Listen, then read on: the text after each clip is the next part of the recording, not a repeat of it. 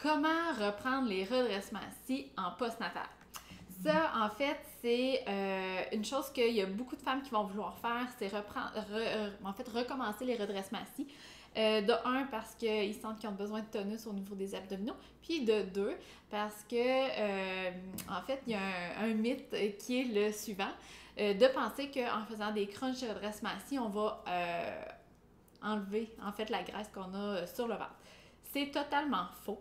En fait, oui, on va peut-être muscler plus notre ventre, avoir un tonus, mais ça reste que si on a une couche de graisse qui est sur le ventre, cette couche de graisse-là va rester à moins qu'on augmente notre dépense énergétique. Notre dépense énergétique, on peut l'augmenter en faisant plus d'activité physique, du cardio, de la musculation, tout ça ensemble. Et aussi, on peut diminuer notre apport calorique, mais ça, à faire attention, surtout en postnatal, on a besoin de beaucoup d'énergie. Donc, cette parenthèse-là est close. Donc, vraiment, les crunchs, les redressements assis te feront pas perdre du ventre, mais vont augmenter le tonus en dessous de ta couche de graisse. Donc, si je voulais te faire une capsule pour que tu puisses savoir comment reprendre les redressements assis. Donc, en postnatal, l'étape 1, c'était de refaire les exercices de réadaptation pour aider ton plancher pelvien et ta diastase des grands droits, la séparation des grands droits. Si c'est fait, ta diastase s'est résorbée, ton ventre s'en vient beaucoup plus fort, tes muscles s'en viennent plus, surtout les muscles profonds s'en viennent plus forts, tu es prête à reprendre les redressements assis. Voici comment faire. Avant de passer au redressement assis, juste pour être sûr, peut-être que tu l'as déjà fait, mais avant, j'aimerais bien que tu mesures ta diastase des grands droits et que tu fasses le test suivant. En fait, si tu ne sais pas comment la mesurer, tu peux juste aller sur YouTube et taper « Mesurer la diastase des grands droits ». Et normalement, c'est la première vidéo, ça va être la vidéo que j'ai faite sur comment mesurer la diastase. Si toutefois tu ne sais pas comment la trouver ou tu peux directement aller sur mon blog, tu vas la trouver. Ce qui est important avant de refaire des redressements assis, c'est d'aller vérifier de un si tu as moins de un doigt d'espacement. Et le facteur le plus important, c'est t'assurer que lorsque tu vas mesurer ta diastase, mesurer tes abdominaux, l'espacement, c'est que tes doigts, en dessous de tes doigts, ça va être dur tout le long de ta ligne blanche. La ligne blanche, c'est ce qui sépare les abdominaux, sépare tes grands droits. Donc, ça va être vraiment important que ça soit dur en dessous de tes doigts et que tu ne puisses pas rentrer tes doigts. Si c'est le cas, retourne aux exercices de réadaptation. On ne commencera pas les redressements assis tout de suite pour toi. OK, les crunchs. On commence les redressements assis. Première des choses, même si ta diastase est résorbée, on va toujours se coucher sur le côté pour éviter de mettre une pression sur nos abdominaux, mais aussi pour éviter de mettre une pression au niveau lombaire et se faire mal au dos. Donc, on se couche toujours sur le côté et ensuite sur le dos. Ici, ce qu'on va faire, on va faire un demi-redressement assis. Donc, les redressements assis, on ne va jamais aller jusqu'en haut pour la simple et bonne raison que ça met beaucoup de pression sur la nuque et dans le bas du dos. Puis, pour travailler efficacement les grands droits, on n'a pas besoin d'aller aussi loin que ça.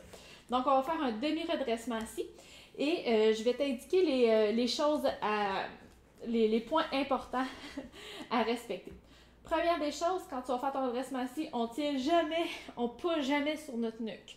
Donc, on va mettre les doigts ou la nuque ou les oreilles, tout simplement. Si tu as de la douleur dans le cou lorsque tu forces, tu as vraiment de la difficulté, que ta face a fait ça comme ça, tu peux mettre une main, tu peux accoter ta tête dans une main, tout simplement. Mais de ne pas pousser avec ta main, de ne pas tirer ton cou. L'autre point qui va être hyper important, c'est qu'avant de faire ton redressement assis, ce que tu vas faire, tu vas t'imaginer que tu as un zipper, une fermeture éclair, qui part de ton pubis et qui s'en va jusqu'à ton nombril.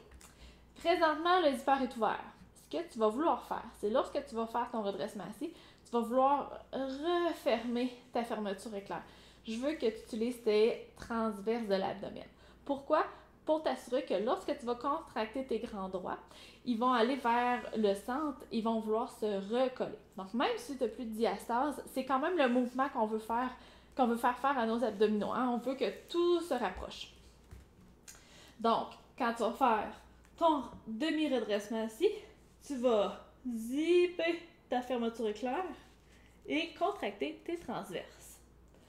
Le troisième point, super important, même si ta diastase est résorbée, on ne veut surtout pas mettre de pression sur ta ligne blanche et ton plancher pelvien. Ce Ce qui arrive en fait avec la majeure partie des gens qui vont faire des redressements assis, c'est qu'ils vont augmenter la pression interne. Ce qu'ils vont faire, soit de un, ils vont bloquer la respiration, ils vont pousser comme ça, et le ventre va sortir vers le haut, ou tout simplement, ils vont avoir une respiration qui est libre, mais ils feront pas nécessairement attention à expirer lorsqu'ils vont faire le redressement assis, ce qui va faire que ça va pousser sur le plancher pelvien et ça va pousser sur les abdominaux vers le haut, sur la ligne blanche. Donc, les deux, c'est pas très bon pour ton corps, surtout en postnatal. En tout temps, quand tu fais des redressements assis, normalement, tu vas expirer lorsque tu fais ton mouvement et tu vas zipper.